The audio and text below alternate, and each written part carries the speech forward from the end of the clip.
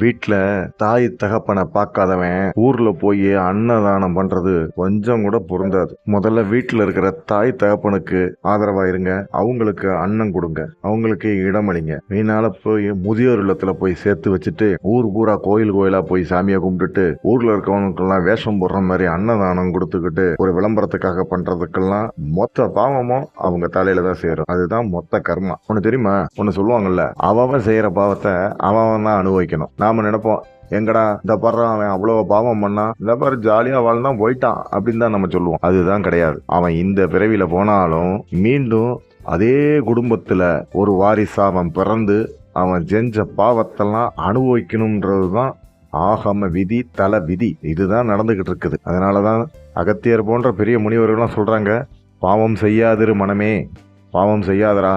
இந்த பிறவியில் போன பிறவியில் அறிஞ்சோ அறியாமலோ நீ செஞ்ச பாவத்தினால தான் இவ்வளோ கஷ்டப்பட்டுக்கிட்டு இருக்கிற. இந்த பிறவிலையாவது நீ பாவம் செய்யாமல் மற்றவங்களுக்கு உன்னால் எவ்வளோ நன்மையை செய்ய முடியுமோ செய்ய. அதிலும் உன்னை பெற்றெடுத்த தாய் தந்தையரை முதல்ல பாடுறா. தாய் தந்தையரை பார்க்காம வேற நீ என்ன செஞ்சாலும் உனக்கு பாவம் தாண்டா.